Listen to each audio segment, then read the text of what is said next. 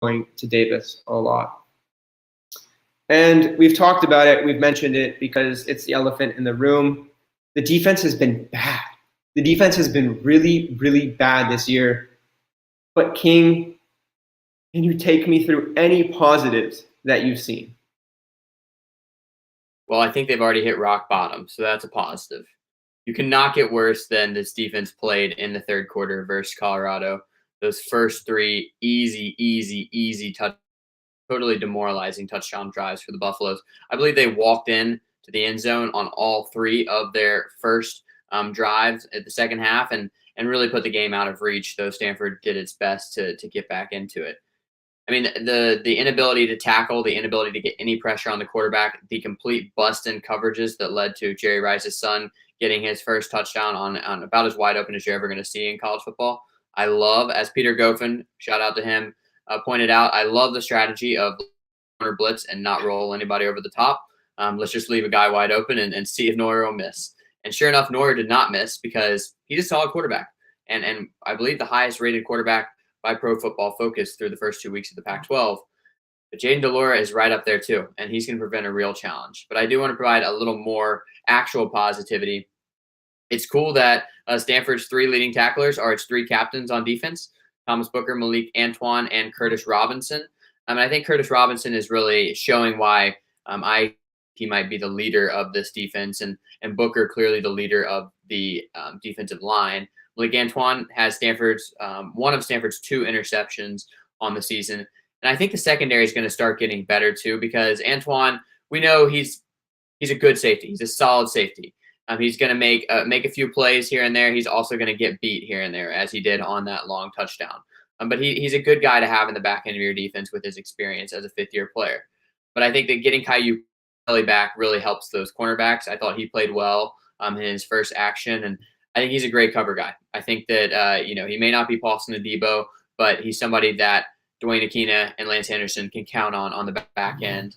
We'll see if Salim Turner Muhammad or Zarin Manley start playing more often as well. There's a lot of young talent in the secondary. Hopefully that's going to lead to it being a little harder for these opposing quarterbacks to just tear up the Stanford defense. Of course, it doesn't really matter what the secondary does if the pass rush is non-existent against those quarterbacks all day. So I'm trying harder to find any positives there. Tomas Schaffer does have the one sack of the season, and maybe the 6'7" Austrian is about to become a force too. And I think it's telling because every single thing that you pointed to as a positive, I also did, but also have nothing else to add, right? There's not that much in terms of positives. The players we expected to show up on the defense are doing that. You mentioned Booker, Robinson, and Antoine. What we expected, the turnovers, that's been a nice improvement. Demooney had two in the first game. Antoine had one last game. And then same. We saw Turner Muhammad started at corner last game in place of Ethan Bonner. They're listed as an or on the roster this week. I think they're seeing flashes from the younger player, and they're going with him. I like that call. Again, I like what we've been seeing from Caillou Kelly. He's clearly made strides from his freshman year, but he was good last year too. So Caillou Kelly and Salim Turner Muhammad should form a pretty good duo as the season progresses. We've seen good things from Zarin Manley as well. There's a lot to be excited about there. But at the same time, the defense is allowing third down conversions 68% of the time. That's 126th in the nation. I don't think there's many more than 126 teams in the nation. That's shocking. All of the rest, total defense, rushing defense, scoring defense, passing efficiency, are bad. I sent you that tweet that the two quarterbacks that have played Stanford are the highest rated by passer rating in the conference. Stanford just giving up a crazy number of yards, crazy number of points. It's just bad all around. So now it's, as you said, they've hit rock bottom. How do they adjust from here? Any positives? If we see any sort of quarterback contained, I think that's a positive. Even if it's against a quarterback without legs, of course, that's not this weekend. DeLora can run. But going forward, if we can get something like that from the defense where they give us a little glimpse of what we could expect from the future, I think we can take that as a positive. Yeah, and at least we're going to get to see some trees in the stands. So, we're doing our part to decrease Stanford Stadium's carbon impact. So that's good too. But you're exactly right. I think that it is going to be small steps. We're not asking Stanford's defense to shut down Washington State. In fact, I'm not even sure I'm asking them to hold them under 30. I expect this game to be decided in the 30s and maybe even 40s. Just asking for a few stops here and there. And frankly, Stanford's defense played pretty well for most of the first half against Colorado. Forced quite a few 3-and-outs. Neuer looked rattled. And if it had not been for a couple big plays, you feel a lot differently about that first half of football. So Stanford has shown that they can hold up to an offense for at least a couple quarters. I think just like they started fast against Oregon as well, kind of kept the Ducks from jumping on them early. I don't think the rush defense has been nearly as bad as the pass defense. And that's a credit to this linebacker core, which even while beat up, has shown a lot of promise. And I think without Ricky Miezon, that hurts. That's a lot of speed and tackling ability to lose. But I do really like Gabe Reed as well. We'll see if Demooney is able to go. And Curtis Robinson is a clear leader of this defense who is starting to play sideline to sideline and make plays all over the place. Ultimately, to me, it's whether Stanford can generate any pressure on the quarterback. That's going to determine how well the secondary is able to play, and it's going to determine whether Stanford can play enough defense to keep themselves in this game. But go on another positive. At least we're probably likely going to see the ball thrown all over the place and see a lot of points on Saturday. So that's fun. That didn't used to be Stanford football. I did want to note on the other side of the ball that I missed this in our last question, but Simi Fehoko averaging over 20 yards per catch again. He's been fantastic through 2 games, but he shouldn't have just 8 catches on the season. There's been quite a few other targets that he hasn't been able to haul in, usually because they've been inaccurate throws, but they need to go to that guy in all parts of the field, get him involved even behind the line of scrimmage, because clearly he can run and make guys miss. So I want to see Stanford be as creative as possible, knowing that their defense is a liability, knowing that their strength is on offense and they need to get every last drop out of that offensive group as they can.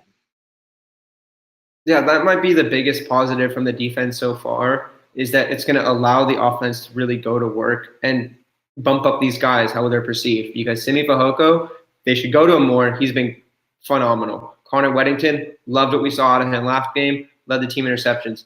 Mike Wilson had that drop, but otherwise is the best possession receiver they have on this team. Incredibly technical, great route runner. And you mentioned it, if that drop doesn't go that way, and if the big play on the other side doesn't happen, completely different game. But Mike Wilson's still a great receiver, getting Osiris St. Brown back. I really like Bryson Tremaine. All of those guys will be able to go to work, and that might be the best thing we see from the defense.